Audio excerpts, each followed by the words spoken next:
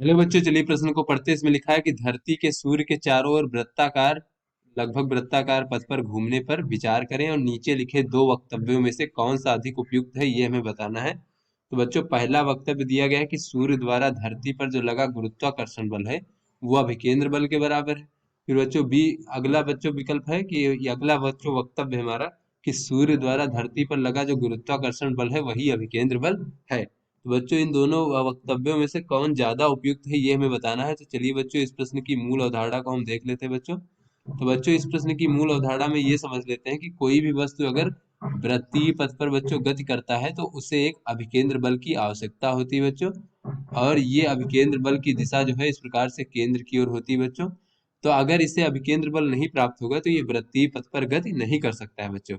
तो ये जो अभिकेंद्र बल होता है बच्चों, ये किसी भी तरीके से प्राप्त हो सकता है, या तो हमारे तनाव बल से प्राप्त हो सकता है, या फिर घर्षण बल से, या फिर अभिलंब बल से, या फिर बच्चों स्प्रिंग बल से, या किसी भी प्रकार के बल से बच्चों, या फिर गुरुत्वाकर्षण बल से, या फिर वैद्युत बल से, किसी भी प्रकार से बच्चों ये यहाँ पर ये ऐसा बल अगर प्राप्त हो जाए कि बच्चों ये जो वस्तु की गति है उसकी दिशा के अभिलंबवत बच्चों वो बल लगे, तो बच्चों वस्तु हमारी वृत्ताकार पथ पर गति कर सकती है बच्चों। ये बल कुछ भी हो सकता है, चुंबकीय बल भी हो सकता है। तो यहाँ से बच्चों हम देख रहे हैं कि ये जो अभिकेंद्र बल होता है ये कोई अलग प्रकार का बल नहीं होता, ये यही सब बल होते हैं जो अगर वस्तु की गति की दिशा के जो बच्चों अगर हमारे गति की दिशा के अभिलंबवत लगते हैं तो वस्तु हमारी वृत्ताकार पथ पर गति करने लगती है, और इसी बल को हम अभिकेंद्र बल कह देते हैं। तो यहाँ बच्चों हम इस प्रश्न को हल करते हैं। बच्चों यहाँ पर देख लेते हैं कि चूंकि अभिकेंद्र बल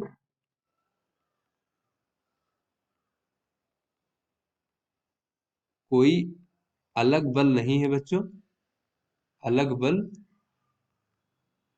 नहीं है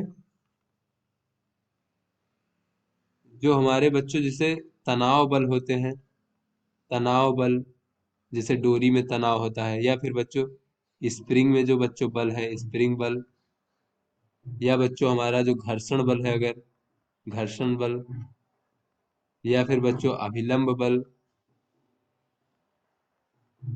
या फिर बच्चों हमारे जो है बच्चों चुंबकीय बल हो गया इत्यादि अभिलंब बल की तरह कार्य कर सकते हैं, अभिलंब बल हो सकते हैं बच्चों, ये सभी अभिलंब बल हो सकते हैं। बच्चों यहाँ से हमने देखा कि ये जो हमारा अभिलंब बल है ये कोई अलग तरीके का बल नहीं है। तो यहाँ से बच्चों अब हम अपने प्रश्न को देखते हैं। यहाँ पर कहा जा रहा है कि धरती के सूर्य के चारों ओर वृत्ताकार लगभग पथ पर घूमने पर विचार करें और नीचे लिखे दो वक्तव्यों में से कौन सा अधिक उपयुक्त है, तो उससे हम सही सही बताना है बच्चों कौन अधिक उपयुक्त है। तो बच्चों ये अगर हमारा सूर्य है इस प्रकार से और ये धरती इस प्रकार से वृत्ताकार पथ पर चारों ओर गति कर रहा है बच्चों, तो ये जो सूर्य द्वारा पृथ्वी पर गुरुत्वाकर्षण बल लगाया जाएगा इस प्रकार से बच्चों, गुरुत्वाकर्षण बल, ये गुरुत्वाकर्षण बल जो है बच्चों अभिकेंद्र बल की तरह कार्य कर रहा है। अभिकेंद्र बल, या फिर ये कह ले बच्चों गुरुत्वाकर्षण बल जो है ये आवश्यक वृत्तीय पथ पर गति करने के लिए आवश्यक अभिकेंद्र बल प्रदान कर रहा है। बच्चों यहाँ पर देख लेते हैं बच्चों कि पृथ्वी सूर्य द्वारा पृथ्वी पर लगाया गया गुरुत्वाकर्षण बल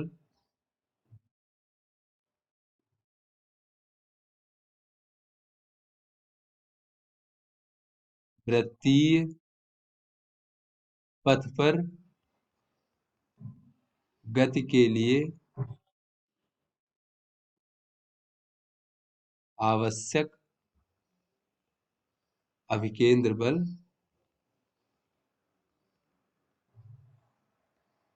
प्रदान करता है।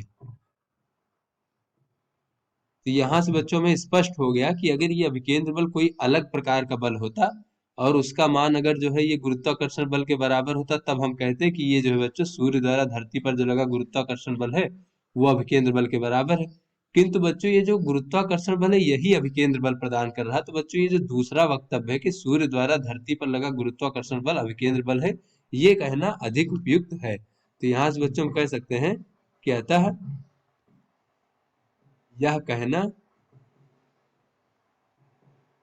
कि गुरुत्वाकर्षण बल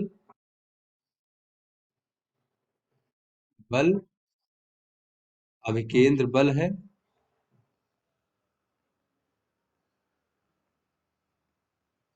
अधिक उपयुक्त है।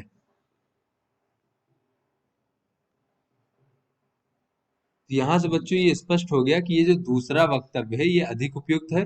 और बच्चों ये जो पहला वक्तव्य है कि सूर्य द्वारा धरती पर लगा गुरुत्वाकर्षण बल अभिकेंद्र बल के बराबर है, तो बच्चों ये गलत नहीं है। ये जो गुरुत्वाकर्षण बल का मान है वो अभिकेंद्र बल के मान के बराबर है।